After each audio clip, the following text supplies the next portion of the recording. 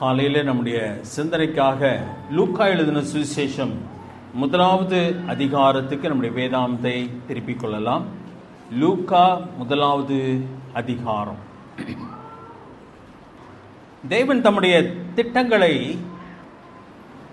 மனிதர்களை கொண்டே எப்பொழுதுமே நிறைவேற்றுகிறவராக இருக்கிறார். இதை நாம் நன்றாக அறிந்திருக்கிறோம். ஆண்டவர் கர்த்தருடைய ஜெபத்தில் கூட பரலோகத்தில் உம்முடைய சித்தம் செய்யப்படுவது போல பூமியிலேயும் உம்முடைய சித்தம் செய்யப்படுவதாக என்று சொல்லி ஜெபிக்கிற நமக்கு அதை கற்றுக் கொடுக்கிறார். அப்படி ஜெபியுங்கள் என்று சொல்லி இந்த பூமியிலே அவருடைய சித்தத்தை தேவன் யாரை கொண்டு செய்கிறார் என்று சொன்னால் தாம் தெரிந்து கொள்ளுகிற மனிதர்களை கொண்டு செய்கிறார். அவ்வப்பொழுது தாம் தெரிந்து கொள்ளுகிற மனிதர்களுக்கு தம்முடைய திட்டத்தையும் அவர் வெளிப்படுத்துகிறவராகவும் இருக்கிறார். கவனிச்சவன் அவ்வப்பொழுது தாம் தெரிந்து கொண்ட மனிதர்களுக்கு தம்முடைய திட்டத்தை வெளிப்படுத்துகிறார். ஆதியாகமம் 6வது அதிகாரம் எடுத்துக்கொள்ளுங்கள். லூக்காவுக்கு பின்பதாக போகலாம். ஆதியாகமம் 6வது அதிகாரத்திலே தேவனுடைய இருதயம் வேதனைப்படுகிறது. ஆண்டவர் இந்த பூமியை அழிக்க சித்தம் கொண்டார். அது அவருடைய திட்டமாய் இருக்கிறது. அப்பொழுது ஆண்டவர் நோவாவினிடத்திலே பேச ஆரம்பிக்கிறார். சரியா? நான் 11ஆம் வசனத்திலிருந்தே வாசிக்கிறேன். ஆதியாகமம் 6வது அதிகாரம் 11ஆம் வசனத்தில் வாசிக்கும் பொழுது அந்த சூழ்நிலையை அவர் அங்கே சொல்லுகிறார். 11:12 பூமியானது தேவனுக்கு முன்பாக சீர்கெட்டதாக இருந்தது, பூமி கொடுமையினால் நிறைந்திருந்தது. தேவன் பூமியை பார்த்தார், இதோ அது சீர்கெட்டதாக இருந்தது, மாம்சமான யாவரும் பூமியின் மேல் தங்கள் வழிகளை கெடுத்துக் கொண்டிருந்தார்கள். இதுதான் சூழ்நிலை. 13ஆம் வசனத்துக்கு வருவோமானால் தேவன் நோவாவை நோக்கி என்று சொல்லி அந்த வசனம் ஆரம்பமாக ஆண்டவர் சொல்லுகிறார், மாம்சமான யாவரின் முடிவும் எனக்கு முன்பாக வந்தது, அவர்களாலே பூமி கொடுமையினால் நிறைந்தது, நான் அவர்களை பூமியோடு கூட அழித்து போடுவேன் என்ற அந்த திட்டத்தை, அந்த யோசனையை யார்கிட்ட சொல்றாரு? ஒரு மனிதனிடத்திலே சொல்லுகிறார். ஏன்னு சொன்னால் அவனை கொண்டுதான் அந்த காரியத்தை அவர் செய்ய போகிறார். அப்ப தேவனுக்கு ஒரு திட்டம் உண்டு, ஒரு யோசனை உண்டு. அந்த யோசனையை அவர் ஒரு மனிதனோடு கூட அவர் தாம் யோசிக்கிற மனிதனை அல்லது தெரிந்து கொண்ட மனிதனிடத்திலே பகிர்ந்து கொள்கிறார். அவனை கொண்டு அதை செய்கிறவராக இருக்கிறார். நல்லா கவனிச்சவாங்க. இன்றைக்கு நாம் பார்க்க போகிற அந்த லூக்கா பகுதி நமக்கு நன்றாய் தெரிந்த ஒரு பகுதி, தெரிந்த சம்பவம். ஆனால் அதை நாம் இந்த கோணத்திலே நாம் பார்க்க போகிறோம். தேவனுடைய அநாதி திட்டம் காலம் நிறைவேறின பொழுது ஸ்திரீயின் வித்தாக இந்த பூமியிலே பிறந்தார்னு சொல்லி வாசிக்கிறோம். ஏன் காலம் நிறைவேற வேண்டும்? தேவன் ஆதி முதற்கொண்டே ஒரு நாளை என்ன பண்ணினார்? குறித்தார். அவர் இந்த பூமியிலே மனிதனாய் பிறப்பதற்காக. இப்பொழுது அவர் பிறக்க போகிறார். அந்த நேரம் வந்துவிட்டது. அந்த திட்டத்தை யாரிடத்திலே வந்து சொல்லுகிறார்?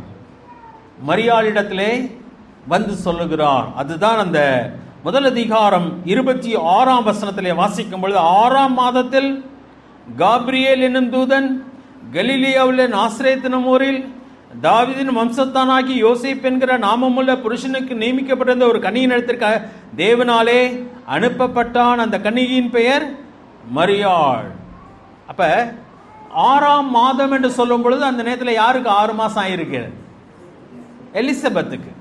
சரியா? யோவான் ஸ்நானகன் வயிற்றில் இருக்கிறான். இதெல்லாம் தேவனுடைய திட்டத்தின்படி, நேரத்தின்படி நடந்து கொண்டே இருக்கிறது. 6 மாசத்துக்கு முன்னாடி ஆண்டு சொல்லல. 6 மாதம் ஆகும் பொழுது மரியாளிடத்திலே தூதன் வந்து சொல்லுகிறான், இப்படி தேவன் ஒரு திட்டத்தை வைத்திருக்கிறார் மரியாளே என்று சொல்லி. அதை தான் இன்றைக்கு நாம் பார்க்க போகிறோம். அந்த கோணத்தில் தான் இன்றைக்கு பார்க்க போகிறோம். அங்கே வந்த தூதன் எப்படி அந்த செய்தியை சொல்லுகிறான் என்பது ரொம்ப அற்புதமான ஒரு காரியம். 28வது வசனத்தை வாசிக்கிறேன். நாம் தெரிந்த பகுதி, அதனால கவனிக்காமல் இருந்து விட வேண்டாம். அதை கவனிக்கும்படியாக கேட்டுக்கொள்கிறேன். 28வது வசனத்தை வாசிக்கிறேன். அவள் இருந்த வீட்டில் தேவதூதன் பிரவேசித்து, கிருபை பெற்றவளே வாழ்க, கர்த்தர் உன்னுடனே இருக்கிறார், ஸ்திரீகளுக்குள்ளே நீ ஆசீர்வதிக்கப்பட்டவள் என்றான். சரியா? இது நமக்கு நன்றாய் தெரிந்த வசனம், அடிக்கடி வாசிக்கிற ஒரு வசனம். இதிலே 3 காரியம் அல்லது 3 காலங்கள் அடங்கி இருக்கிறது. 3 காலங்கள் அடங்கி இருக்கிறது. கடந்த காலம், நிகழ்காலம், எதிர்காலம் அடங்கி இருக்கிறது. நல்லா கவனிங்க, மறுபடியும் வாசிக்கிறேன் பாருங்க. அவள் இருந்த வீட்டில் தேவதூதன் பிரவேசித்து, கிருபை பெற்றவளே வாழ்க. அது கடந்த காலம். ஏற்கனவே தேவன் அந்த பெண்ணை தெரிந்து கொள்ள திட்டம் வைத்து விட்டார். ஏற்கனவே அவளை என்ன பண்ணினான்? தெரிந்து கொண்டான். உண்மைதானா? எங்க இருக்கு அந்த வசனத்தில்? தேவனுடைய வசனத்தில் நாம் கவனிக்கும் பொழுது எபேசியர் 1 அதிகாரம் 3ஆம் வசனத்தில் நம்மை உலக தோற்றத்துக்கு முன்பே தேவன் என்ன பண்ணினார்? தெரிந்து கொண்டான். இன்னைக்கு நாம் இங்கே உட்கார்ந்து இருக்கிறோம் என்று சொன்னால் அது அவருடைய அநாதி திட்டம். எதற்காக தெரிந்து கொண்டார்? ஒரு நோக்கம் அவருக்கு இருக்கிறது. நம்மளை பரலோகத்துக்கு கொண்டு போய் சேர்ப்பதற்காக மாத்திரம் அவர் நம்மை தெரிந்து கொள்ளவில்லை. அது ஒரு காரியம். ஆனால் நம்மை கொண்டு தேவன் ஏதோ செய்வதற்காக நம்ம என்ன பண்ணினார்? தெரிந்து கொண்டார். 2வது காரியம், கர்த்தர் உன்னுடனே இருக்கிறார். அது நிகழ்காலம். எதற்காக கர்த்தர் மரியாளோடு இருக்கிறார் என்று சொன்னால், அவர் தம்முடைய திட்டத்தை அவளிடத்தில் இருந்து கொண்டு என்ன பண்ண போகிறார்? நிறைவேற்ற போகிறார். சரியா? கர்த்தர் நம்மோடு கூட இருக்கிறாரா? சபையினுடைய ஒரு பெரிய ஆசீர்வாதமே என்னதான்? பழைய ஏற்பாட்டின் மக்களுக்கு கூட இல்லாத ஒரு பெரிய ஆசீர்வாதம் நமக்கு என்னன்னு சொன்னா, யார் நம்மோடு கூட வாசம் பண்ணுகிறது? தெய்வம் நம்மோடு கூட வாசம் பண்ணுகிறார். யாரும் உங்களுக்கு போதிக்க வேண்டியதில்லை. அவர் உங்களை சகல சத்தியத்துக்குள்ளும் நடத்துவார்னு சொல்லி வாசிக்கிறோம். அவர் நம்மோடு கூட வாசம் பண்ணுகிறார். நாங்கள் வந்து அவனுக்குள்ளே வாசம் பண்ணுவோம் சொல்லி யோவான் 14 வாசிக்கிறோம். அவர் நமக்குள்ளே வந்து வாசம் பண்ணுகிறார். வேற எந்த மதத்திலும் இல்லை. தேவன் நம்மோடு கூட வாசம் பண்ணுகிறார் என்று சொன்னார், அது தேவனுடைய பிள்ளைகளோடு கூட மட்டும்தான் அவர் வாசம் பண்ணுகிறார். எந்த ஸ்தலத்திலும் அவர் வாசமாயில்லை, எந்த கோவிலிலும் அவர் வாசமாயில்லை. ஆனால் அவர் எங்கே வாசமாயிருக்கிறார்? நீங்களே என்னுடைய ஆலயம் என்று சொல்லுகிறார். அவர் நமக்குள்ளே வாசம் பண்ணுகிறார். எதற்காக வாசம் பண்ணுகிறார்? அவருக்கு இடம் இல்லையோ? அவருடைய திட்டத்தை நிறைவேற்றும்படியாக. நம்ம எதற்காக தெரிந்து கொண்டாரோ அந்த திட்டத்தை நிறைவேற்றும்படியாக அவர் நமக்குள்ளே வந்து நம் மூலமா என்ன பண்ண போகிறார்? செயல்பட போகிறார். சரியா? சவுலை அவர் அபிஷேகம் பண்ணின பொழுது சவுலுக்குள்ளே அவர் என்ன பண்ணினார்? வந்தார். சவுலை எப்பொழுது புறக்கணித்து தள்ளினாரோ அவர் போய்விட்டார். இது பழைய பாட்டில். தாவீது எப்பொழுது அபிஷேகம் பண்ணப்பட்டானோ அப்பொழுது அவனுக்குள்ளே வந்து வாசம் பண்ணினான். தாவீது விட்டு போனதாக வேதம் சொல்லலை. ஏன் சொன்னா, தாவீது அவருடைய சித்தத்தை செய்கிறவனாய் இருந்தான். இப்ப தேவனுடைய பிள்ளை என்பதற்கு ஒரு அடையாளம் என்னன்னா, அவருடைய சித்தத்தை செய்கிறவனாக அவன் இருக்கிறான். அவனுக்குள்ளே வாசம் பண்ணி அதை செய்கிறவராயிருக்கிறார். 28ஆம் வசனத்தில் 3வது காரியம், ஸ்திரீகளுக்குள்ளே நீ ஆசீர்வதிக்கப்பட்டவள். ஒருவேளை அதுவும் பிரசன்ட் டென்ஸ்லே நிகழ்காலத்திலே சொல்லப்பட்டது போலதான் இருக்கிறது. ஆனால் நடக்க போகிறது. எப்பொழுது நடக்க போகிறது? எதிர்காலத்தில் நடக்க போகிற காரியம். எல்லா ஜனங்களும் அவளை பார்த்து என்ன சொல்லுவாங்க? அதுதான் மரியாள் வந்து பின்னாடி சொல்லும் பொழுது 48ஆம் வசனத்தில், அதே 1 அதிகாரம் 48ஆம் வசனத்தில் மரியாள் பாடுகிறாள். பாடும் பொழுது என்ன சொல்லுகிறார்? அவர் தம்முடைய அடிமையின் தாழ்மையை நோக்கி பார்த்தார். இதோ இது முதல் எல்லா சந்ததிகளும் என்னை பாக்கியவதி என்பார்கள். அவள் அதை புரிந்து கொண்டாள். இன்றைக்கு சிரமமான காரியம்தான். இன்றைக்கு அவளால் முழுமையாய் புரிந்து கொள்ள முடியவில்லை, உண்மைதான். ஆனால் ஒரு நாள் வரப்போகிறது, எல்லாரும் என்னை பாக்கியவதி என்பார்கள். அப்ப தேவனுடைய சித்தத்தை ஒரு மனிதன் செய்து முடிக்கும் பொழுது அவன் எப்படிப்பட்டவனாக இருக்கிறான் சொன்னால், அவன் பாக்கியவானாக இருக்கிறான்.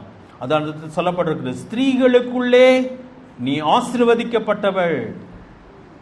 ஒன்று மட்டும் நல்லா புரிஞ்சுக்கோங்க. நம்ம அடிக்கடி என்ன தப்பு பண்ணிடுறோம்னா, கம்பேர் பண்றோம். சரியா? கம்பேர் பண்ணுகிறோம். தேவன் என்னையும் உங்களையும் படைத்ததை எப்படி படைத்திருக்கிறான்னு சொன்னா, ஒரு தனித்தன்மை உள்ளவளாய் படைத்திருக்கிறான்.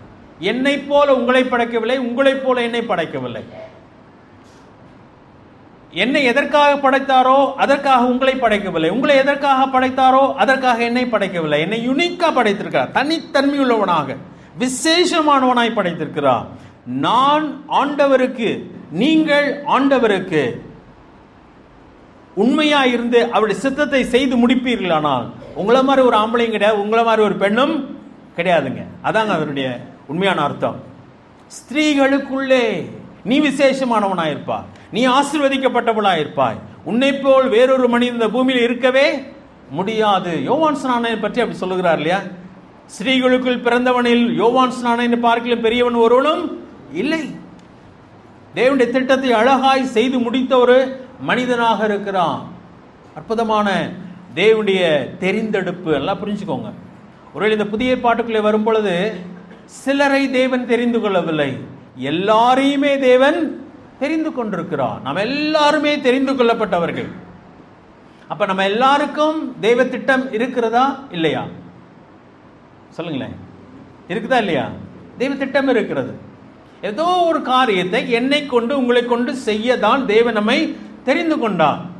அதற்காக அவர் என்ன பண்ணுகிறார்? நமக்குள்ளே வாசம் பண்ணுகிறார். நான் அந்த திட்டத்தை நிறைவேற்றி முடிக்கும் பொழுது நான் எப்படிப்பட்டவனாக இருப்பேன் என்று சொன்னால், இந்த உலகத்திலேயே நான் ஆசீர்வதிக்கப்பட்ட ஒரு மகனாக இருக்க போகிறேன். அதை தாங்க தூதன் சொல்லி வாழ்த்துகிறான். ஃபர்ஸ்ட் அந்த இடத்துல நடைபெறுகிற காரியம், தேவனுடைய திட்டம் அங்கே அறிவிக்கப்படவில்லை, என்னன்னு சொல்லி தெரியாது. அதனால தான் அவள் திகைக்கிறாள். 29ஆம் வசனத்துல, அவளோ அவனை கண்டு அவன் வார்த்தையினால் கலங்கி இந்த வாழ்த்து எப்படிப்பட்டதோ என்று சிந்தித்து கொண்டிருந்தா. ஏன்னு சொன்னா மேட்ரே இன்னும் சொல்லல, என்னன்றதே அவளுக்கு சொல்லப்படவில்லை. முதல்ல வந்தோன்னு என்னதான் சொல்லுகிறான்? வாழ்க அப்படி சொல்றான். நீ ஆசீர்வதிக்கப்பட்டவள், தேவனோடு கூட இருக்கிறான். எப்பா என்னன்னு சொல்லுப்பான்னு சொல்லி திகைத்து கொண்டிருக்கிறான். அப்ப உண்மையான காரியம் என்ன சொன்னா, இன்னைக்கு நானும் நீங்களும் தேவனால் தெரிந்து கொள்ளப்பட்டது ஒரு பெரிய ஸ்லாக்கியமா இல்லையா? அதோட மேன்மையான வேற ஒன்றுமே கிடையாதுங்க. ஏன் நமக்கு அது பெரிய பாக்கியமாய் தெரியவில்லை என்று சொன்னால், எதற்காக தெரிந்து கொள்ளப்பட்டோம் என்பதை நாம் இன்னும் அறியவில்லை. அங்கதான் பிரச்சனை வருகிறது. ஏதோ ஞாயிற்றுக்கிழமை வருகிறோம் போகிறோம், ஏதோ காணிக்கை கொடுக்கிறோம், ஏதோ ஒன்று ரெண்டு ஊழியத்தை செய்கிறோம் மன திருப்திக்காக.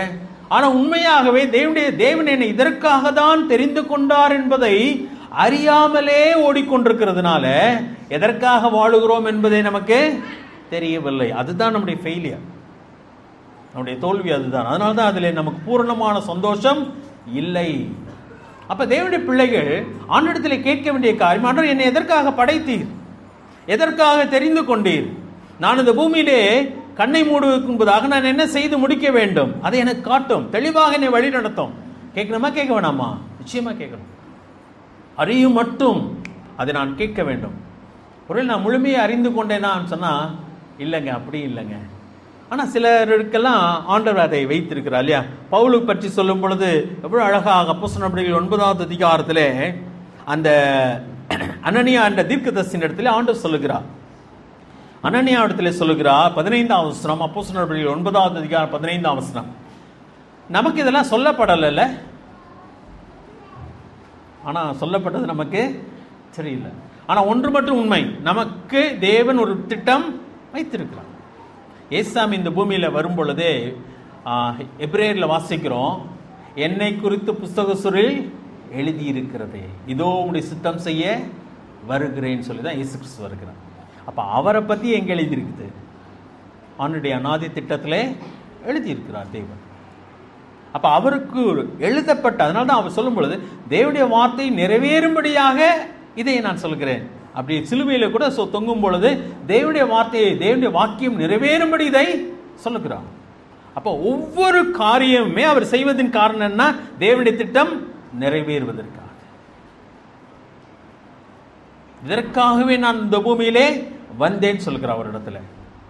தேவன் அதை அறிந்திருக்கிறார். இங்க அப்போஸ்தலர் நடபடிகள் 9ஆவது அதிகாரத்துல அந்த அனனியா சொல்கிறான், ஆண்டவரே அவன் கிறிஸ்தவர்களை துன்பப்படுத்தல்லவா வந்திருக்கிறான் என்று சொன்ன பொழுது 15ஆம் வசனம், அதற்கு கர்த்தர், நீ போ, அவன் பிரஜாதிகளுக்கும் ராஜாக்களுக்கும் இஸ்ரவேல் புத்திரருக்கும் என்னுடைய நாமத்தை அறிவிக்கிறதுக்காக நான் தெரிந்து கொண்ட பாத்திரமாயிருக்கிறான்.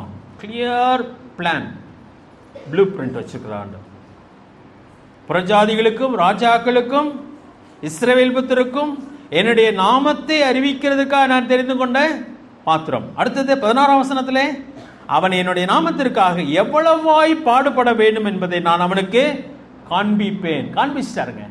அதனால தான் பவுல் ரொம்ப கவலையப்படலை. அடிக்கப்பட்டிருக்க பொழுதும், அடிக்கப்படும் பொழுதும், சிறைச்சாலையிலே வைக்கப்பட்ட பொழுதிலும் அவர் சொல்றாரு, சந்தோஷமா இருங்க, சந்தோஷமா இருங்கள் என்று மறுபடியும் நான் உங்களுக்கு சொல்லு. அவர் கவலையப்படல. ஏன் சொன்னா அவருக்கு தெரியும், நான் இதுக்காக தான் தெரிந்து கொள்ளப்பட்டிருக்கிறேன். என் கட்டுகள் சுவிசேஷத்தை என்ன பண்ணாது, கட்டி போடாது என்பதை அவர் அறிந்திருந்தார். அவருக்கு தெளிவாக அறிஞ்சிருந்ததுனால அவர் அந்த பணியிலே அவர் தொடர்ந்து போய்கொண்டே இருக்கிறார். இன்றைக்கு நம்முடைய வாழ்க்கையில் இதெல்லாம் நமக்கு ஏன் எழுதி கொடுத்துருக்கிறார் சொன்னா, ஒரு தீர்க்கதரிசி நம்மகிட்ட சொல்லுவாரு அப்படிலாம் எதிர்பார்க்காதீங்க. ஒவ்வொரு நாளும் அவருக்காக நான் ஓடும் பொழுது எனக்கு தெரியும், ஓ ஆண்டவர் என்னை இதற்காக தான் தெரிந்து கொண்டிருக்கிறார். அவர் என்னை பயன்படுத்துகிற விதத்தை நான் கவனிக்கும் பொழுது எனக்கு தெரியும், ஆண்டவர் என்னை இதற்காக தான் தெரிந்து கொண்டிருக்கிறார் என்று சொல்லி அவருக்கு நான் தொடர்ந்து கீழ்ப்படிந்து கொண்டே இருக்க வேண்டும். நிறைய நேரத்தில் எங்க பிரச்சனை வருதுன்னு சொன்னா, என்னால முடியாது பிரதர், எனக்கு நேரம் இல்லை பிரதர் அப்படின்னு நம்ம சொல்லும் பொழுது நம்ம எதை மிஸ் பண்றோம்? அவர் சொல்றத செய்கிற மிஸ் பண்றோம். ஒன்றை மிஸ் பண்ணும் போது இன்னொன்று என்ன ஆகும், ஆட்டோமேட்டிக்காக மிஸ் ஆயிடும். கடைசியில் டைரக்ஷனே மாறி போய் முதற்கோணல் முற்றும் கோணலாகி போய் எங்கேயோ போய் நம்ம நிற்கிற ஒரு பரிதாபமான நிலைமைக்கு தள்ளப்படுவோம். சரியா? இப்ப ஆண்டவர் ஒரு திட்டத்தோடு கூட வருகிறார். மரியாள் இடத்துல முதல்ல சொல்லப்படுகிறது வாழ்த்து. இந்த வாழ்த்திலே 3 காலங்களையும் அழகாக பார்க்கிறோம். தேவன் தெரிந்து கொண்டார், தேவன் இப்பொழுது உன்னோடு கூட இருக்கிறார், நீ எப்படிப்பட்டவனாய் இருக்க போகிறாய், ஆசீர்வதிக்கப்பட்டவளாய் இருக்க போகிறாய் சொல்லி ஆண்டவர் சொல்கிறார். 2வது காரியம், தேவனுடைய திட்டம் அறிவிக்கப்படுகிறது. தேவனுடைய திட்டம் அறிவிக்கப்படுகிறது. 31வது வசனத்தை வாசிக்கலாம்.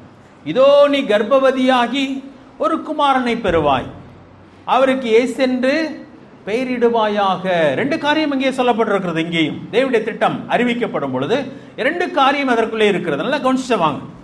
அதுல ஒன்று நீ கர்ப்பவதியாய் குமாரனை பெறுவாய், அவருக்கு இயேசு என்று பெயரிடுவாயாக என்று சொன்ன உடனே, இயேசு என்று பெயரிடுவாயாக சொன்னதுக்கு மரியாளுக்கு எந்த சந்தேகம் வரல. அதை நான் செஞ்சிருவேன், ஒன்றும் பிரச்சனை கிடையாது, அப்படி குழந்தை பிறந்துச்சுன்னா என்ன வச்சிருவேன், பேர் வச்சிடறேன், ஓகே. ஆனா எப்படி குழந்தை பிறக்கும், அது ஒண்ணுதான் சந்தேகம் இருக்கு. அப்ப 2 காரியத்தில் கவனிக்கும். ஒன்று யார் செய்வது, தேவன் செய்கிறார். மற்றொன்று யார் செய்ய வேண்டும், மரியாள் செய்ய வேண்டும். அப்ப தேவனுடைய திட்டம், ஏன் தேவன் நம்மோடு கூட இருக்கிறார் என்று சொன்னால், நான் ஏற்கனவே சொன்னேன், அவருடைய திட்டத்தை செய்வதற்காக, நம்மோடு கூட சேர்ந்து அந்த திட்டத்தை செய்வதற்காக அவர் நமக்குள்ளே வாசம் பண்ணுகிறார். அப்ப அவர் நமக்குள்ளே வாசம் பண்ணும் பொழுது அவர் சொல்லுவார், நீ இதை செய்ய, நான் இதை செய்கிறேன், நீ இதை செய்ய, நான் இதை செய்கிறேன், அப்படி சொல்லிட்டே வருவார். சரியா? பேதுருட்ட சொல்றாரு, வலைய வலதுபுறமா போடுன்னு சொன்னார். வலைய என்ன பண்ணிருக்கலாம், அவரு தானே எடுத்து போட்டிருக்க வேண்டியதானே. அவரும் படகுல தானே இருந்தார். ஆனா அவர் என்ன பண்ணல, வலையை எடுத்து போடல. பேதுருட்ட சொல்ல, வலையை வலதுபுறம் போடுன்னு சொல்ல, ஆழத்திலே தள்ளி கொண்டு போ, வலையை போடுன்னு சொன்னார். அந்த வேலை யார் தான் செஞ்சாகணும், பேதுரு தான் செஞ்சாகணும். அதுக்கப்புறம் மீன் அகப்பட வைக்கிறது யாருடைய வேலை, பேதுரு சொல்றான், ஆண்டவரே முழுசு நாங்க என்ன பண்ணிட்டோம், கஷ்டப்பட்டோம், ஒரு மீன் கூட அகப்படல, அது என் வேலைப்பா, நான் பார்த்துக்கிறேன், நீ என்ன பண்ண, வலைய போடு. லாசருடைய கல்லறையில போய் சொல்லுகிறா, கல்லை என்ன பண்ணி புரட்டி தள்ளு. ஆண்டவரே நாருமே, அதை பத்தி நீ கவலைப்படாத, உள்ள இருக்கிறவன நான் பார்த்துக்கிறேன், நீ செய்ய வேண்டியது என்ன, கல்லை புரட்டி தள்ளு. பாருங்களேன், அவருடைய பணியில எல்லா இடத்துலையும் நீங்க பார்த்தீங்கன்னா, நோவாவை பார்த்து யோசிச்சு பாருங்க. ஆண்டவர் பேழையை செய்ய சொன்னார், அது யார் செஞ்சாகணும், நோவா செய்யணும். ஆனா அதற்குரிய பிளானை யார் கொடுத்தது, தேவன் கொடுத்துட்டார். அப்ப பிளான் படி அவன் செய்யணும். அதனால தான் 22ஆம் வசனத்துல வாசிக்கும் போது, 6:22 வாசிக்கும் பொழுது, நோவா அப்படியே செய்தான், கர்த்தர் சொன்னபடி எல்லாம் அவன் செய்து முடித்தான். ரொம்ப அழகா அந்த வசனம் வருகிறது. அவர் சொன்னபடி எல்லாம் செய்து முடித்தான். அதனால தான் ஆண்டுடைய சத்தம் எனக்கு உங்களுக்கு என்ன பண்ணிகிட்டே இருக்கணும், தெளிவாக கேட்டுகிட்டே இருக்கணும். கேட்கலையா, முழங்கால் படி போட்டு கேளுங்க, ஆண்டவர் நான் எப்படி செய்யணும்னு எனக்கு தெரியல, எனக்கு உதவி செய்யுங்க, ஒன்றுமே விளங்கலை எனக்கு, நான் எந்த திசையில் போவது. சரியா? மெயினாக நம்மளுடைய உங்கள் வாழ்க்கையில் வேலை, திருமணம், வாலிப பிள்ளைங்களாக இருந்தீங்கன்னா யாரை திருமணம் பண்ணுறது? 2 பேர் உங்களுக்கு ஒரு வேலை காமிக்கலாம், ஒருத்தர் நிறைய சம்பளம் வாங்கலாம், ஆனால் ஆண்டுக்குள்ளே ரொம்ப உறுதியாக இல்லாத ஒரு வாலிபனாக இருக்கலாம். இன்னொரு நபர் சம்பளம் குறைவாக இருக்கலாம், ஆனால் ஆண்டுடைய பிள்ளையாக இருக்கலாம். யாரங்க தெரிந்து கொள்ளலாம்? பாஸ்டர் நான் தான் எதை தான் சொல்லுவேன், நீங்கள் எதை சூஸ் பண்ணுவீங்க? யோசிச்சு பார்க்கணும். அங்கே தான் தேவன் என்ன சொல்லுகிறார் என்பதை என்ன பண்ணும் கவனிக்கிறேன். ஆண்டவரே என் சம்பளமும் தேவையாச்சே ஆண்டவரே. சிலத்தில் அவர் சொல்லுவார், அதை நான் பார்த்துக்கிறேன், நீ என்ன பண்ண, திருமணம் பண்ண, நீ எனக்காக வாழணும், எனக்காக திட்டத்தை நீ செஞ்சாகணும், நீ இதை செய் அப்படி சொல்லுவார். விசுவாசத்தோடு என்ன பண்ணி ஆகணும், செய்யணும். ஆபிரகாம்கிட்ட சொல்லுவார், நான் உன்னை ஆசீர்வதிக்க போகிறேன், அதான் என்னுடைய திட்டம், உன் மூலமாய் பூமியில் வம்சங்கள் எல்லாம் ஆசீர்வதிக்கப்படும், அது என்னுடைய திட்டம். ஆனால் நீ என்ன பண்ணி ஆகணும், உன் தேசத்தையும் உன் இனத்தையும் உன் தாப்புடைய வீட்டையும் விட்டு புறப்பட்டு நான் காண்பிக்கிற தேசத்துக்கு நீ போய் ஆக வேண்டும். நீ அங்கே போகணும், இங்கிருந்து நான் உன்னை ஒன்றுமே பண்ண முடியாது, நீ அங்கே போக வேண்டும். எபிரேயரில் வாசிக்கிறோம், ஆபிரகாம் தான் போகிற இடம் இன்னதென்று அறியாமல் புறப்பட்டு போனான். அதாங்க விசுவாசம். அது நம்ம தான் செஞ்சாகணும், அது அவர் செய்ய முடியாது. நான் அதை ஒன்றை அவர் சொல்லுகிறதை நான் செய்யும் பொழுது அவர் என்ன பண்ணுகிறார், அவர் செய்ய வேண்டியதை செய்கிறார். இங்கே அங்கே ஆண்டுடைய திட்டம் என்னன்னா, ஒரு குழந்தை பிறக்க வேண்டும். அதான் 32 வாசிக்கிறோம். 31 நீ கர்ப்பவதியாகி ஒரு குமாரனை பெறுவாய், அதற்கு நீ வேணும் மரியாள், ஒரு குழந்தையை பெறுவதற்காக நீ எனக்கு வேண்டும், அவருக்கு நீ சென்று பெயரிடுவாயாக. இதுதான் அவருடைய திட்டம். முக்கியமான ஒரு காரியம், தேவனுடைய திட்டம். தேவன் செய்ய வேண்டியதை நான் செய்வேனே ஆனால், நான் செய்ய முற்படுவேனே ஆனால், அங்கே தப்பு வந்து. அதுக்கு நல்ல உதாரணம் யாருன்னா ஆபிரகாம், சாராளும். குழந்தை பிறக்கவே இல்லை, குழந்தை கொடுப்பேன்னு சொன்னது யார் தான், தேவன் சொன்னான். ஆனால் சாராள் சொல்றா, எனக்கு வயசாயிருச்சு, இனிமேல் எனக்கு என்ன பண்ணாது, குழந்தை பிறக்காது. ஒருவேளை நம்ம வீட்டில் இருக்கிற வேலைக்காரி, அவள் மூலமாய் நம்முடைய வீடு கட்டப்படலாம் என்ற ஆலோசனையை சொல்லி சாராள் சொல்லுகிறார், அவளிடத்திலே சேரும். குழந்தை பிறந்துச்சா பிறக்கலையா? குழந்தை பிறந்துச்சு, ஆனால் அது அவருடைய திட்டத்தின் குழந்தை அல்ல, தவறு நடந்துருச்சு. அப்ப அவர் செய்ய வேண்டியதை நான் செய்வேனே ஆனால் அங்க தவறு நடந்துவிடும். அவர் செய்ய வேண்டியதை அவர் தான் செய்வார், நாம் செய்ய வேண்டியதை நாம் தான் செய்து ஆக வேண்டும். தேவன் அதை செய்கிறவராக இருக்கிறார். சரியா? நியாயாதிபதிகளின் புத்தகத்தில் பார்த்தீங்கன்னா கிதியோன், நிறைய காரியம் சொல்லலாம் யோசனை, நேரம் தாண்டி போயிட்டு இருக்கனால விரைவாக போக வேண்டும். நியாயாதிபதிகளின் புத்தகத்தில் வாசிக்கும் பொழுது கிதியோன்ட்டு ஆண்டவர் சொல்லுகிறார், அதை வாசிக்கலாமே, அது ரொம்ப பிரயோஜனமாக இருக்குன்னு நினைக்கிறேன். நியாயாதிபதிகளின் புத்தகம் 6வது அதிகாரம். அவருடைய திட்டத்தை ஆண்டவர் கிதியோனுக்கு அறிவிக்கிறார். அவருடைய திட்டம் என்ன? 14வது வசனம், 6வது அதிகாரம். அப்பொழுது கர்த்தர் அவனை நோக்கி, உனக்கு இருக்கிற இந்த பலத்தோட போ, நீ இஸ்ரவேலை மீதியானின் கைக்கு நீங்களாக்கி ரட்சிப்பாய், உன்னை அனுப்புகிறவர் நான் அல்லவா என்று சொல்கிறார். அப்ப அவருடைய திட்டம் என்னன்னா, நீ இஸ்ரவேலை மீதியானின் கையிலிருந்து நீங்களாக்கி ரட்சிப்பாய். அவன் கேட்ட கேள்வி என்ன தெரியுமா? 15வது வசனத்துல, அதற்கு அவன், என் ஆண்டவரே, நான் இஸ்ரவேலை எதினால் ரட்சிப்பேன். எப்படி என்னால முடியும்? என்ன சொல்றான் பாருங்களேன், என்ன காரணம் சொல்லுகிறான்? இதோ மனாசேயில் என் குடும்பம் மிகவும் எளியது, என் தகப்பன் வீட்டில் நான் எல்லாரிலும் சிறியவன், நான் எப்படி ஆண்டவரே இதை செய்ய முடியும் அப்படி கேட்கிறான்.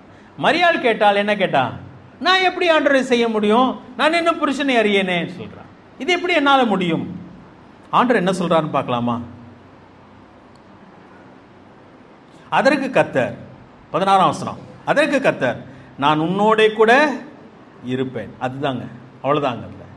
அடுத்து என்ன சொல்லுகிறா? நான் உன்னோட கூட இருக்கிறதுனால ஒரே மனுஷனை முறியடிப்பது போல நீ மீதியானியரை முறியடிப்பாய். நான் உன்னோட இருக்கிறதுனால ஒரு மனுஷன் அடிக்கிறது மாதிரி நீ எல்லாத்தையும் என்ன பண்ண போற? அடிக்க போற. அப்ப அதை யார் தான் செய்வா? நீ செய்ய மாட்ட. நீ சின்ன குடும்பமா இருக்கலாம், நீ கடைசி பையனா கூட இருக்கலாம், அதை பத்தி எனக்கு கவலை கிடையாது. நீ எனக்கு வேணும், நான் உனக்கு ஒன்று தான் செய்ய போறேன். நான் எப்படி செய்ய போறேன்னா, நான் உன்னோட இருப்பேன். அதனால நீ என்ன பண்ண போற? ஒரு ஆள் அடிக்கிற மாதிரி நீ மீதி அணையிற அடிக்க போற. இதாங்க தேவனுடைய திட்டம். நிறைய நேரத்தில் நம்ம என்ன பேச தெரியாது சொல்றோம். மற்றவங்கள போய் நான் எப்படி ஆண்டுக்குள்ள வழி நடத்துவேன், எனக்கு ஒண்ணுமே தெரியாது சொல்றோம். மோசை கூட அப்படிதான் சொன்னார். ஆனா ஆண்டு சொல்ல, நீ வாயை தர, உன் வாயில் என்ன வைப்பேன்? வார்த்தைகளை வைப்பேன். அதை எத்தனை பேர் அனுபவிச்சிருக்கோம்? நிறைய நேரத்தில் நம்ம அனுபவிச்சிருக்கிறோம். ஆனா அடுத்த தடவை வாயை திறக்கிறதுக்கு என்னதான்? பயம். ஆனால் ஆண்டு சொல்கிறா, நீ எனக்காக என்ன பண்ண? செயல்பட்டுட்டே இருந்தனா நான் உன்னை பயன்படுத்திக்கிட்டே இருப்பேன், பயப்படாதேன்னு சொல்கிறான். இதுதான் தேவனுடைய அழகான ஒரு திட்டம். தேவனுடைய திட்டம் அங்கே அழகாக அறிவிக்கப்படுகிறதாக இருக்கிறது. முதல் காரியம் என்ன பார்த்தோம்? வாழ்த்து. முதல்ல அதுதான், திட்டம் அறிவிக்கப்படுவதாக வாழ்த்து. அதை நல்லா புரிஞ்சுக்கோங்க. இன்றைக்கு தேவன் நம்மை தெரிந்து கொண்டிருக்கிறான்னு சொன்னால் வெளியில் இருக்கிற மக்களை பார்த்து பொறாமப்படாதீங்க. அவங்களாம் நல்லா இருக்காங்க, நான் ஆண்டுடைய பிள்ளைன்னு நினைக்கிறேன், ஆனால் எனக்கு ஒன்றும் பெருசாக ஒன்றும் ஸ்பெஷலாலாம் ஒன்று இருக்கிற மாதிரி தெரியல. என்ன பிரயோஜனம்? நான் ஆண்டருடைய பிள்ளையா இருக்கிறதுனால, நான் ஆண்டுடைய பிள்ளைன்னு சொல்லிக்கிறதுனால என்ன லாபம்? அப்படித்தான் நம்ம நினைக்கிறோம் நிறைய நேரத்தில். அவன் கடவுளே இல்லைன்னு சொல்கிறான், அல்ல செய்யக்கூடாத அக்கிரமத்தெல்லாம் செய்கிறான், ஆனால் அவன் நல்லா இருக்கானே, ஆனால் என்ன எப்படி கடவுள் ஆசீர்வதிச்சிருக்கான்னு சொல்ல முடியும்? இல்லை, அவங்க இருக்கிற நோக்கமே வேற, நம்ம இருக்கிற நோக்கமே வேற. டோட்டலா புரிஞ்சுக்கோங்க. அவங்களோட நீங்க உங்களை கம்பேர் பண்ணவே முடியாது. அவங்க இவ்வுலகத்தின் மக்கள், இந்த உலகத்துக்காக வாழும்படியாக வைக்கப்பட்டவர்கள். அவங்க முடிவு என்ன சொன்ன? அழிவு. ஆனா தேவன் என்னையும் உங்களையும் அவருக்கென்று தெரிந்து கொண்டான், அவருடைய திட்டத்தை செய்ய தெரிந்து கொண்டான். அவருடைய திட்டத்தை செய்வதற்காக அவர் நம்மோடு கூட இருக்கிறார். நம்மோடு கூட இருந்து அவருடைய சித்தத்தை நிறைவேற்ற போகிறார். முடிவை பார்க்கும் பொழுது அது எப்படிப்பட்டதா இருக்க போகுது? ஆசீர்வாதமானதாய் இருக்க போகுது. அன்றைக்கு உலகம் ஆச்சரியப்படுங்க. அதான் ரோமர்ல வாசிக்கும் பொழுது, ரோமர் 8வது அதிகாரத்தில் 29-30 வசனத்தில் வாசிக்கும் பொழுது, எவர்களை முன்னறிந்தாரோ அவர்களை முன்குறித்தார், எவர்களை முன்குறித்தார் அவர்களை நீதிமான்கள் ஆக்கினார். எவர்களை முன்னறிந்தார் அவர்களை முன்குறித்தார், எவர்களை முன்குறித்தார் அவர்களை அழைத்தார். மன்னிச்சுக்கோங்க, குழப்பறேன் பாருங்க, உங்களோட எடுத்துடலாம். ரோமர் 8வது அதிகாரம், நல்லா தெரிஞ்ச வசனம், 29வது வசனம், 29 நடுவில் இருந்து வாசிக்கிறேன், சரியா? தேவன் எவர்களை முன் அறிந்தாரோ அவர்களை தமது குமாரன் சாயலுக்கு ஒப்பாயிருப்பதற்கு முன் குறித்து. அறிந்தார்னு சொன்னா, நான் அடிக்கடி சொல்லியிருக்கேன், அறிந்தார்னு சொன்னா அறிவு அல்ல, அது தெரியும் என்ற அறிவு அல்ல, அது தேவனுடைய அநாதி அன்பு. அன்பினாலே உங்களை அவர் அறிந்திருந்தார், உங்களை நேசித்தார். யாரையெல்லாம் அநாதி சிநேகத்தினாலே நேசித்தாரோ அவர்கள் என்ன பண்ணினான்? குறித்தார். நீ வேண்டும், நீ வேண்டும், நீ வேண்டும் என்று சொல்லி. அதான் அதனுடைய உண்மையான அர்த்தம், சரியா? எவர்களை முன்னறிந்தார் அவர்களை குறித்தார். எவர்களை குறித்தார் அவர்களை 30 வசனம், எவர்களை முன் குறித்தார் அவர்களை ஒரு நாளில் அழைத்தார். நம்ம எல்லாம் பிள்ளை அழைத்து விட்டார், சரியா? எவர்களை அழைத்தாரோ அவர்களை நீதிமான்கள் ஆக்கியும் இருக்கிறார். நம்ம நீதிமான்கள் ஆக்கிட்டாரா இல்லையா? நம்ம நீதிமான்கள் ஆக்கி இருக்கிறார். எவர்களை நீதிமான்கள் ஆக்கினாரோ அவர்களை மகிமைப்படுத்தியும் இருக்கிறார். அந்த மகிமை என்ன? ஏசாமியை பத்தி பிலிப்பியர்ல பவுல் எழுதும்போது சொல்கிறார், எல்லா நாமத்துக்கு மேலாக அவரை உயர்த்தினார், ஒரு மகிமைப்படுத்தினார் நம்முடைய குமாரனை தேவன். அது போல நம்மை என்ன பண்ண போகிறார்? மகிமைப்படுத்த போகிறார். ஒரு நாள் இந்த உலகம் கண்டு வியக்க போகும். இவனுக்கா இந்த மகிமை, இவனுக்கா இந்த மேன்மை, இவனுக்கா இவ்வளவு பெரிய ஆசீர்வாதம். அவரோடு கூட சேர்ந்து இந்த உலகத்தை நம்ம என்ன பண்ண போறோம்? ஆளுகை செய்ய போகிறோம். ரோமன்ல சொல்லும்போது சொல்லுகிறார், நாம பிள்ளைகள் ஆனால் சுதந்திரமாமே, கிறிஸ்துவுடன் உடன் சுதந்திரலா இருக்கிறோம், பங்காளிகளா இருக்கிறோம். அவருடைய ஆசீர்வாதம் எல்லாமே எனக்கும் சொந்தமாய் இருக்க போகிறது. அவருடைய பிள்ளைகள் மட்டுமல்லங்க, அவருடைய சகோதரர்கள், நாம் பங்காளிகள், உடன் சுதந்திரலா இருக்கிறோம். அந்த ஆசீர்வாதத்தை எனக்கு தெரியாது, அதனால நான் விலைக்கு சொல்லவும் முடியாது. அது வார்த்தையினாலே விவரிக்க முடியாத ஒன்று. அதுதான் மகிமைப்படுத்த போகிறார் நம்மை ஒரு நாளிலே. அதுதான் ஆசீர்வாதம். அதுதான் ஸ்திரீகளுக்குள்ளே நீ ஆசீர்வதிக்கப்பட்டவள், புருஷர்களுக்குள்ளே நீ ஆசீர்வதிக்கப்பட்டவன் சொல்லி சொல்லும் பொழுது அதுதான் அந்த நாளில் என் மகிமை வேறாக இருக்கும், உங்கள் மகிமை வேறாக இருக்கும். உங்களை பார்க்கும் பொழுதே தேவன் உங்களை எவ்வளவாய் ஆசீர்வதித்திருக்கிறார் என்பது அன்றைக்கு விளங்கும். இன்னைக்கு நல்லவனுக்கு கெட்டவனுக்கு வித்தியாசமே சரியில்லைங்க. தேவனுடைய பிள்ளைக்கும் அக்கிரமக்காரனுக்குமே வித்தியாசம் தெரியல. நல்லவனை விட கெட்டவன் தான் நல்லவன் மாதிரி தெரிகிறான். அவனை தான் உலகமும் புகழ்கிறது, உலகமும் ஏற்றுக்கொள்கிறது. நல்லவனை உலகம் பகைக்கிறது. அப்புறம் நல்லவனா இருந்து என்னங்க பிரயோஜனம் அப்படின்னு நினைக்க தோன்றுகிறது. ஆனால் ஒரு நாள் வரப்போகிறது, தேவன் நம்ம என்ன பண்ண போகிறார்? மகிமைப்படுத்த போகிறார். அதுதான், அதனால்தான் அந்த வாழ்த்து ரொம்ப ரொம்ப முக்கியமானது. இரண்டாவது என்னன்னு சொன்னா, தேவனுடைய திட்டம் அங்கே மரியாளுக்கு அறிவிக்கப்படுகிறது. அதுல 2 பாகம் பார்த்தோம். ஒன்று தேவன் செய்யும் பாகம், மற்றொன்று மனிதன் செய்ய வேண்டிய ஒரு பாகமாக இருக்கிறது. லூக்கா 1வது அதிகாரம், மீண்டும் அங்கு போகலாம். 3வது பகுதி என்ன சொன்னா, தேவனுடைய திட்டத்தின் மேன்மை அங்கே அறிவிக்கப்படுகிறது. தேவனுடைய திட்டத்தின் மேன்மை அறிவிக்கப்படுகிறது. எவ்வளவு பெரிய திட்டம், அதனுடைய மேன்மை என்ன? நீ பெறப்போகிற பிள்ளை யார் மரியாளே? ஏதோ யோசேப்பு கொடுக்க போகிற பிள்ளை அல்ல அது. நான் சொல்லுகிறது வேறொன்று. அந்த பிள்ளை யார் என்றால் 32ஆம் வசனம், அவர் பெரியவராயிருப்பார். அந்த மேன்மையினுடைய இந்த ப்ரோக்ரசிவ்னஸ் அதை பார்க்கலாம், அந்த வளர்ச்சியை நீங்க பார்க்கலாம். அந்த இடத்துல வரிசையா வாசிட்டே வரலாம். முதல் காரியம் சொல்லுகிறார், அவர் பெரியவராயிருப்பார். ஓஹோ, அவர் பெரியவராயிருப்பார் போல. சும்மா சாதாரணமாக நீங்க யோசிக்கலாம். பெரியவராயிருப்பார், பிரபலமானவராயிருப்பார், எல்லாராலும் புகழப்படத்தக்கவராயிருப்பார், அது போல. சரியா? ஜெனரல். அவர் பெரியவராயிருப்பார். 2வது, உன்னதமானவருடைய குமாரன் எனப்படுவார். அது அதை விட மேன்மையான இருக்கார். 3வது, கர்த்தராகிய தேவன் அவருடைய பிதாவாகிய தாவீதின் சிங்காசனத்தை அவருக்கு கொடுப்பார். அப்ப அவர் ராஜாவா இருக்க போகிறார். யாருடைய சிங்காசனத்தில் ராஜாவா இருக்க போகிறார்? தாவீதின் சிங்காசனத்திலே ராஜாவா இருக்க போகிறார். இதை சொல்லப்படும் பொழுது யார் கிடையாது? இஸ்ரவேல்ல ராஜாக்களே கிடையாது. ராஜாக்கள் ஒரு 400 வருஷத்துக்கு முன்னாடி இல்லாம போயிட்டாங்க.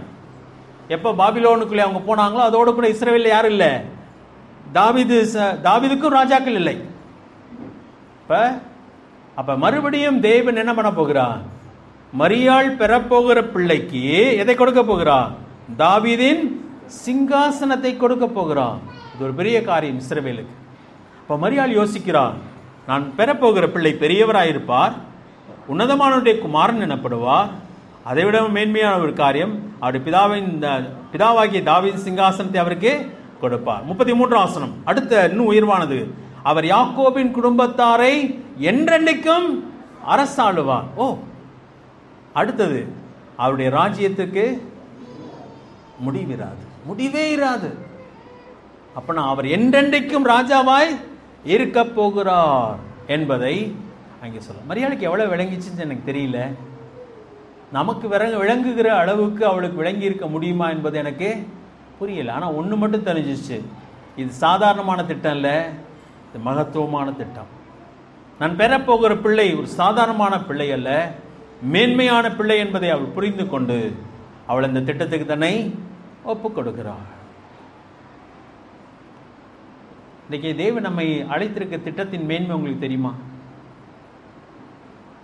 காண்கிறவைகள் அநித்தியமானவைகள், காணாதவைகளோ நித்தியமானவைகள். நாம் எதற்காக அழைக்கப்பட்டிருக்கிறோம்? காண்கிறவைகளுக்காகவா, காண முடியாதவைகளுக்காகவா? காண முடியாதவைகளுக்காக. உங்கடா உங்க கடவுள் அப்படின்னு கேட்டா கூட நம்மளால காட்ட முடியாது. நாங்களும் ராஜாவின் பிள்ளைகள், ஆமா பார்த்தாலே தெரியுதுன்றோம். அவனை பார்த்தா ராஜாவின் பிள்ளை மாதிரியா இருக்கு, கேலி கூத்தா இருக்கு. எங்களுக்கு ஆண்டவர் பரலோகத்தை ஆயத்தம் பண்ணியிருக்கிறார், இன்னைக்கு சோத்துக்கு வழியாக காண பரலோகத்தை பற்றி பேசிட்டு இருக்காங்க அப்படின்னு சொல்லுவாங்க. விளக்க முடியலைங்க நம்மளால. ஏன்னு சொன்னா காணாதவைகளுக்காக நாம் அழைக்கப்பட்டிருக்கோம். நம்முடைய ஆசீர்வாதம் மறைவாய் இருக்கிறது. என் இருதயம் அதை புரிந்து கொண்டது, என் இருதயம் அதை விசுவாசிக்கிறது. ஆனால் என்னால் என்ன பண்ண முடியல, விளக்கி சொல்ல முடியவில்லை, உலகத்தானாலே புரிந்து கொள்ள முடியவில்லை. கொரிந்தியரில் சொல்லும் பொழுது, அந்த கொரிந்தியர் 1 அதிகாரத்திலே வாசிப்போமானால்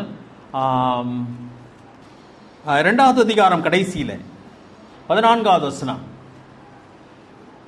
1 கொரிந்தியர் 2வது அதிகாரம் 14வது வசனம், ஜென்ம சுபாவமான மனுஷனோ தேவனுடைய ஆவிக்குரியவைகளை ஏற்றுக்கொள்ளான். அவைகள் அவனுக்கு பைத்தியமாக தோன்றும். அவைகள் ஆவிக்கேற்ற பிரகாரமாய் ஆராய்ந்து நிதானிக்கப்படுகிறவள் ஆனதால் அவைகளை அறியவும் மாட்டான். யாருக்கு விளங்காது? உங்க சொந்த குடும்பத்தார். ஒரு நீங்க பிள்ளைகளா இருப்பீங்கன்னா அப்பா அம்மாட்ட போய் மேன்மையா சொன்னீங்கன்னா அவங்க என்ன பண்ண மாட்டாங்க. அன்னைக்கு தம்பி சொல்லிட்டு இருக்கப்ப சொன்னான், உன்னதான் சர்ச்சுக்கு போக தானே அனுமதிக்கிறேன், நீ எனக்கு என்ன பண்ணாத, இதை பற்றியெல்லாம் பேசாது. சொல்லிட்டு வாய் அடிச்சுதான். ஏன்னா அவங்களுக்கு எப்படி இருக்கு, கிறுக்கு போய் மாதிரி அவன் போயிட்டு இருக்கான், இவன் என்ன பண்ணுறான், நம்மளையும் கூப்பிட்றான். அவங்களுக்கு புரியல. நம்மளும் அவங்களுக்கு எப்படி விளக்கி சொல்றது நமக்கு தெரியல. அடுத்த வசனத்தை பாருங்க, 15ஆம் வசனம். ஆவிக்குரியவன் எல்லாவற்றையும் ஆராய்ந்து நிதானிக்கிறான், ஆனாலும் அவன் மற்றொருவனாலும் ஆராய்ந்து நிதானிக்கப்படான். யாராலையும் அவன் புரிஞ்சு கொள்ளப்படவே மாட்டான். இதான் உண்மைங்க. யாருமே என்ன புரிஞ்சிக்கலன்னு சொல்லி சோர்ந்து போயிடாதீங்க. அவங்களால புரியவே முடியாது, அவங்களுக்கு விளங்காது. யாருடைய கண் திறக்கப்படுதோ அவங்க தான் என்ன பண்ணுவாங்க, நீங்க சரியான இடத்துக்கு போயிட்டு இருக்கீங்கன்னு சொல்லுவாங்க. அவங்களுக்கு தெரிஞ்சாலும் அவங்க எங்க வர முடியல, சில நேரத்தில் நம்மளோட வர முடியல. அது ரொம்ப கஷ்டமான காரியம். அப்ப திட்டத்தின் மேன்மை, என்னையும் உங்களையும் தேவன் அழைத்திருக்கிறாரே, அந்த திட்டத்தின் மேன்மையை நாம் உணர்கிறோமா? நல்லா புரிஞ்சுக்கோங்க. உலகத்தின் மக்கள் விளங்கிக் கொள்ளவே மாட்டார்கள். அவங்க விளங்கணும்னு சொல்லி நீங்க முயற்சி எடுத்தீங்கன்னா அது சில நேரத்தில் நிறைய நேரத்தில் தோல்வியில தான் முடியும். ஆனா நான் கேட்கிற கேள்வி, நீங்க புரிஞ்சிருக்கீங்களா? தேவன் உங்களை தெரிந்து கொண்ட அழைப்பின் மேன்மையை நீங்கள் விளங்கி இருக்கிறீங்களா? அதான் முக்கியம். மரியாள் விளங்காமல் இருந்திருப்பாளானால் அவன் என்ன சொல்லியிருக்க மாட்டான், சரியா ஆண்டவரேன்னு சொல்லவே முடியாதுங்க. அவள் விளங்கினான். பூரணமாய் விளங்கினதா தெரியல, ஆனா அவள் விளங்கி கொண்டாள். மேன்மையான திட்டம் என்று சொல்லி விளங்கி கொண்டாள். ஆனால் தான் தன் வாழ்க்கையை அந்த ரிஸ்க்கு ஒப்பு கொடுத்தாள். ஆபத்தான காரியம். எஸ்ன்னு சொல்லி ஆண்டருக்கு சொல்லிட்டா, ஒருவேளை யோசேப்பு மரியாதை வேணான்னு சொல்றதுக்கு ஆபத்து இருக்கு. அதெல்லாம் தெரிந்திருந்தும் ஆண்டவருக்கு தன்னை ஒப்பு கொடுக்கிறாள். ஏசாமி ஒரு முறை சிரிச்சிட்ட கேட்டார், என்னை யாரென்று சொல்லுகிறார்கள்? உடனே நீளமான பதில் வந்துச்சு. எலியான்னு சொல்றாங்க, என்னென்னமோ தீர்க்கதரிசிகள் சொல்றாங்க. அடுத்த கேள்வி என்ன கேட்டாரு?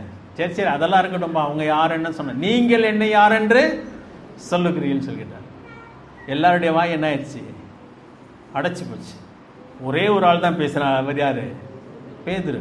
ரொம்ப அழகான பதில், நீ ஜீவனுள்ள தேவனுடைய குமாரனாகிய கிறிஸ்து. அழகாக புரிந்திருந்த முடியும்.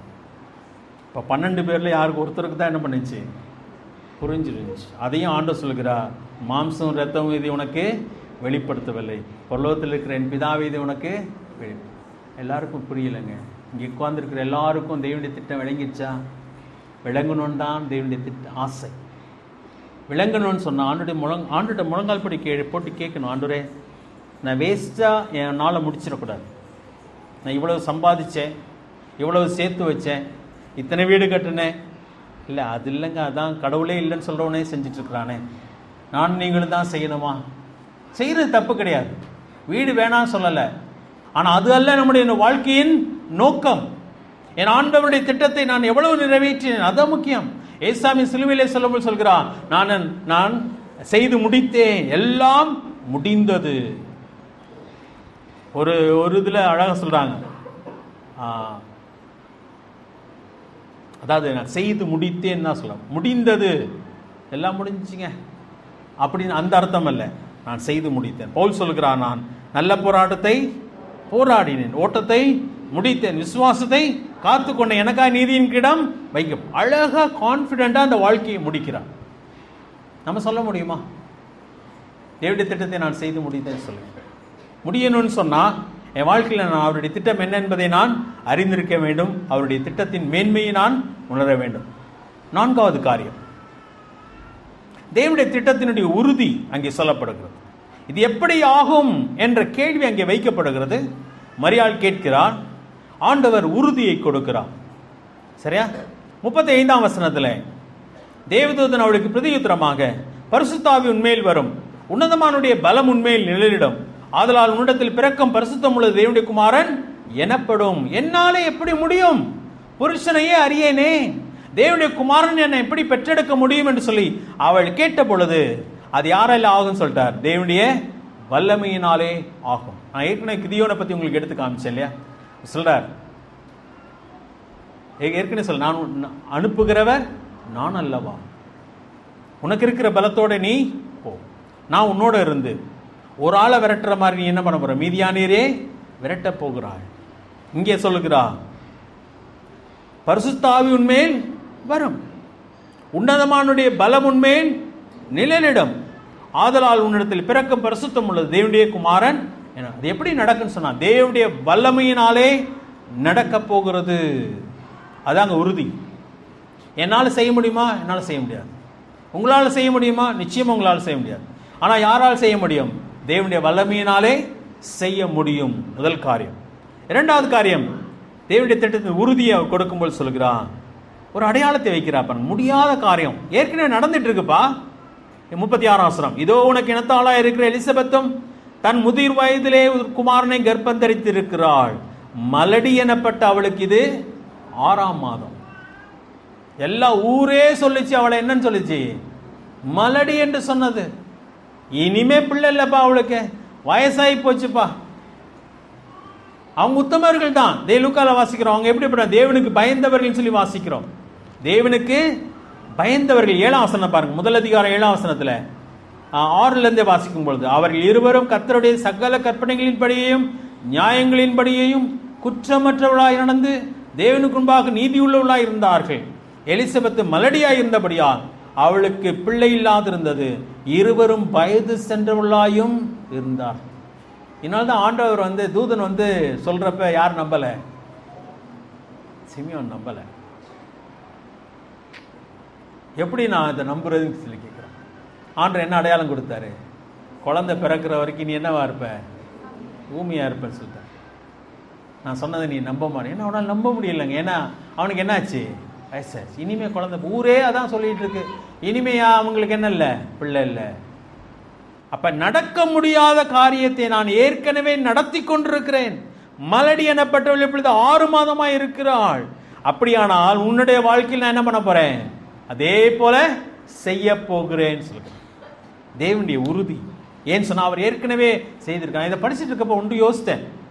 அதான் நம்மை பற்றி சொல்லும் பொழுது எபிரேயர்ல மேகம் போன்ற இத்தனை திரளான சாட்சிகள் நமக்கு 1 அல்ல 2 அல்ல. தேவன் எப்படியெல்லாம் செயல்படுகிறவர் என்பதற்கு அடையாளமாக வேதாமத்திலே மேகம் போன்ற திரளான சாட்சிகள் உண்டு. அப்ப அது உறுதியா உறுதி இல்லையா? உறுதி. நான் மக்குங்க, நான் படிக்கவே இல்லைங்க, நான் என்ன கொண்டு என்ன செய்ய முடியும்? அதை பத்தி நீங்க கவலைப்படாதீங்க. உங்க வாழ்க்கை ஆண்டவர் கருத்துல என்ன பண்ணோம்? ஒப்பு கொடுங்க. அவர் செய்ய வேண்டியதை அவர் அழகா செஞ்சு முடிச்சிருவார். பேதுருவை பற்றி சொல்லும் பொழுது, அவன் பேதமை உள்ளவன், படிப்பறிவு இல்லாதவன், ஆனா அவங்க தாங்க உலகத்தையே கலக்குகிறவளா இருந்தார். நம்முடைய வாழ்க்கை பிரயோஜனமற்றதுன்னு சொல்லி நானும் நீங்களும் சொல்ல வேண்டிய அவசியம் இல்லை. தேவன் நம்மை தெரிந்து கொண்டிருக்கிறார். 3வது காரியம் 37ல, ஒருவேளை அது ஒன்றோடு ஒன்று சம்பந்தமானது.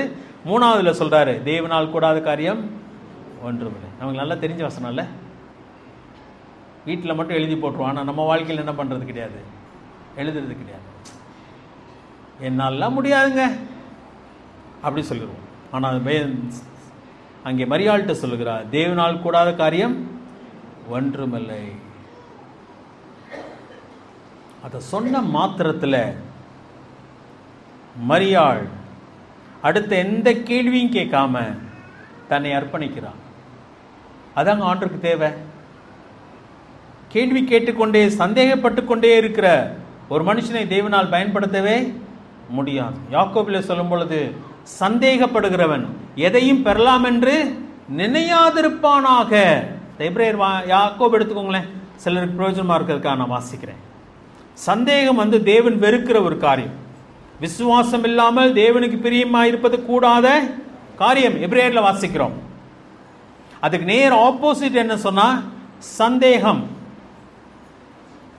இங்கே சொல்லப்பட்டிருக்கிறது 6ஆம் வசனம், முதல் அதிகாரம், யாக்கோபு முதல் அதிகாரம் 6ஆம் வசனம். அவன் எவ்வளவாகிலும் சந்தேகப்படாமல் விசுவாசத்தோட கேட்க கடவன், சந்தேகப்படுகிறவன் காற்றினால் அடிபட்டு அலையும் கடலின் அலைக்கு ஒப்பாயிருக்கிறான். அப்படிப்பட்ட மனுஷன் தான் கர்த்தரிடத்தில் எதையாகிலும் பெறலாம் என்று நினையாதிருப்பானாக. இருமனம் உள்ளவன் தன் வழிகளிலெல்லாம் நிலையற்றவன். சந்தேகம், அதான் குடும்பத்துக்குள்ள ஒரு சந்தேகம் ஒன்று வந்துருச்சுன்னு வச்சுக்கோங்களேன், குடும்பம் நரகமா மாறிடும். சந்தேகம் எங்கெல்லாம் வருதோ அங்கெல்லாம் போச்சுங்க. தேவன் என்னை அழைத்த அழைப்பிலே எனக்கு ஒரு சந்தேகம் இருக்குமானா, நான் ஊழியக்காரனா வந்துட்டேன், ஆண்டோட்ட கேட்டது ஒன்று தான். ஏன்னு சொன்னால், நான் எந்த ஊழியத்தை நான் ஏற்கனவே சொல்லியிருக்கேன், இந்த மீட்டிங்கில் என்னை கையெல்லாம் வயத்தியெல்லாம் ஆண்டுக்கு ஒப்பு கொடுக்கல. சிறு வயசுலேருந்தே ஆண்டு எனக்கு கொடுத்த ஆசை, ஆண்டுக்காக ஊழியம் செய்யணும். அது வளர்ந்து கொண்டே வந்தது. அது ஒன்று தான் எனக்கு அடையாளம். அது நீங்கவே இல்லை என்னை விட்டு. நான் படிப்பு முடிச்சுட்டு ஊழியத்துக்கு போகிறப்ப ஆண்டோட்ட கேட்டேன், ஊழியத்துக்கு போன பின்னாடி எனக்கு என்ன வரக்கூடாது, நீங்கள் என்னை அழைச்சிங்களா அல்லது நானாக என் இன்ட்ரெஸ்ட்டில் வந்துட்டேனான்ற சந்தேகம் மட்டும் எனக்கு வந்துடக்கூடாது ஆண்டவரே, அதை மட்டும் எனக்கு உறுதிப்படுத்துங்க. ஆண்டு உறுதிப்படுத்தினான் சில காரியத்தை. கிதியோன்ட்டு அதான் சொல்கிறார். கிதியோன் இப்போ புறப்பட்டு போகணும். எத்தனை பேரோட போனோம்? வெறும் 300 பேரோட. இந்த 300 பேர் கையில் என்ன கொடுத்துருக்குறாங்க? பானை, தீவட்டி, ஒரு எக்காலம். அங்கே யுத்தத்துக்குரிய ஒரு இன்ஸ்ட்ருமெண்ட்டுமே அங்கே இல்லை. இந்த 3ஐயும் கொடுத்து கிளம்பணும். அப்போ கிதியோனுடைய இறுதி என்ன பண்ணுது? படக்கு படக்கு படக்குன்னு அடிச்சுட்டே இருக்குது. அது யாருக்கு தெரிஞ்சிருச்சு? ஆண்டருக்கு தெரிஞ்சிச்சு. இவன் பயப்படுறான்றது தெரிஞ்சிச்சு. உடனே சொன்னார், இங்கே வா, நீ பயந்தன என்ன பண்ணு, பாளையத்தில் போய் பாரு அப்படின்னு சொன்னான். ஆண்டர் பாளையத்துக்கு அனுப்புகிறார். அங்கே போனால் 2 பேர் எஞ்சி உட்காந்து பேசிகிட்டு இருக்கிறாங்க. இவன் சைடில் நின்று கேட்டுட்டு இருக்கான். சரி, உங்களுக்கு சம்பவம் தெரியும்னு நினைக்கிறேன்.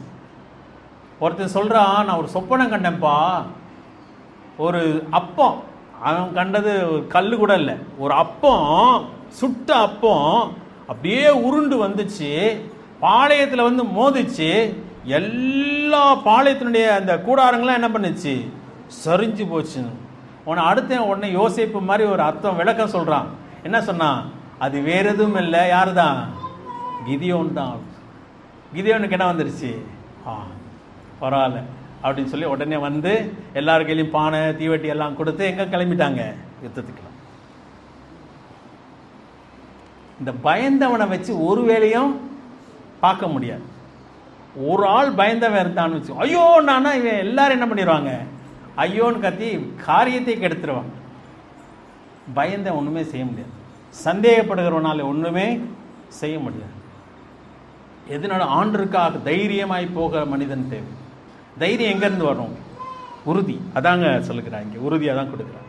மரியாள் எப்படி ஆண்டவரே இது நடக்க முடியும்? மரியாள் பயப்படாத, பரிசுத்த ஆவியானவர் உண்மையில் வருவார், உன்னதமானுடைய நிழல் பலம் உண்மையிலே நிழலிடும், அப்பொழுது இதெல்லாம் என்ன பண்ணும்? நடக்கும்.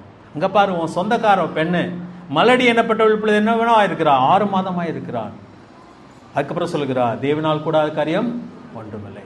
மரியாளுடைய பதில் அழகா 38ஆம் வசனத்தில் சொல்கிறார், அதற்கு மரியாள், இதோ நான் ஆண்டவருக்கு அடிமை, உம்முடைய வார்த்தையின்படி எனக்கு ஆக கடவுது என்றாள். அப்படி தூதன் அவளிடத்திலிருந்து போய்விட்டான். எதற்காக போயிட்டான்? திட்டத்தை செய்ய ஆரம்பிக்க புறப்பட்டு விட்டான். இன்னைக்கு இதுதாங்க தேவை நம்முடைய வாழ்க்கையில்.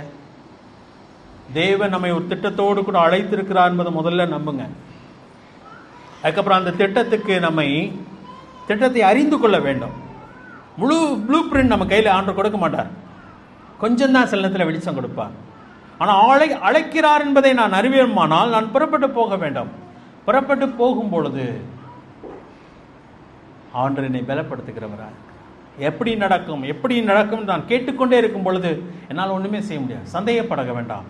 அழைப்பவர் நான் அல்லவா, அனுப்புகிறவர் நான் அல்லவா. அதான் அங்கே கிதியோனுக்கு ஆண்டு சொல்லுகிறார், உனக்கு இருக்கிற பலத்தோடு கூட நீ போ, அனுப்புகிறவர் நான் அல்லவா, நான் உன்னோடு கூட இருப்பேன், மீதியானியரை ஒரு மனுஷனை முறியடிப்பது போல நீ முறியடிப்பான்னு சொல்லி ஆண்டு சொல்லுகிறார். தேவனுடைய திட்டம் அதுதான்.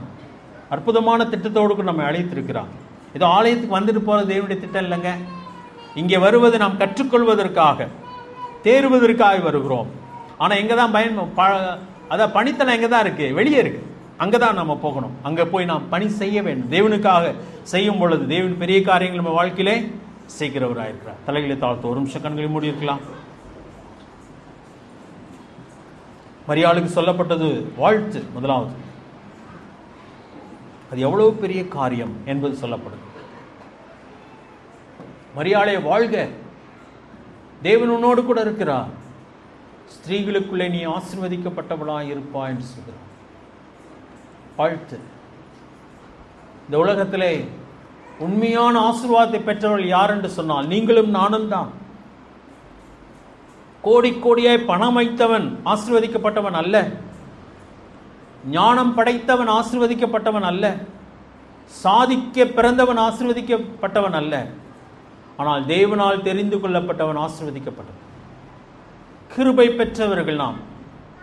கர்த்தர் நம்மோடு கூட இருக்கிறார். நாம் தான் ஆசீர்வதிக்கப்பட்டவர்களாய் இருக்க போகிறோம். ஒரு நாளிலே தேவன் நம்மை மகிமைப்படுத்த போகிறார். இதை நம்பினீங்கன்னா உங்க உள்ளத்தின் ஆழத்தில் ஆண்டவருக்கு நன்றி செலுத்துங்க. ஆண்டவரே, என்னையும் தெரிந்து கொண்டீரே ஆண்டவரே, உம்முடைய திட்டத்திற்காக. ஞானிகளை வெட்கப்படுத்தும்படிய பைத்தியமானதை தேவன் தெரிந்து கொண்டார். இல்லாதவைகளையும் இழிவானவைகளையும் தேவன் தெரிந்து கொண்டார். நம்மை தெரிந்து கொண்டிருக்கிறார். பாலகர்களுக்கு அவர் அதை வெளிப்படுத்தி இருக்கிறார். ஆண்டவருக்கு நாம் நன்றி செலுத்த வேண்டும். அவருடைய திட்டத்தை அறிய வேண்டும். அவருடைய திட்டத்தின் மேன்மையை அறிய வேண்டும். அவருடைய திட்டத்துக்கு நம்மை ஒப்பு கொடுக்க வேண்டும். சந்தேகங்களையும் பயங்களையும் தூக்கி எறிய வேண்டும். தேவன் நம்மை கொண்டு பெரிய காரியங்களை செய்ய முடியும். ஏன் கலங்குகிறாய்? ஏன் பயப்படுகிறாய்? உலகத்தின் தேவைகளை பற்றி நீ பயப்பட வேண்டாம். குடும்பத்தின் தேவைகளை பற்றி நீ பயப்பட வேண்டாம். உன் எதிர்காலத்தை பற்றி நீ பயப்பட வேண்டாம். அவருடைய திட்டத்துக்கு நம்மை ஒப்பு கொடுப்பதுதான் அவருடைய விருப்பம். அவர் அதையெல்லாம் பார்த்து கொள்வார். நாம் செய்ய வேண்டியது மட்டும்தான் நாம் செய்ய வேண்டும். மீதியை அவர் பார்த்துக் கொள்வார். எங்களை நேசிக்கிற நல்ல ஆண்டவரே, உம்முடைய வார்த்தைகளுக்காக நன்றி செலுத்துகிறோம்.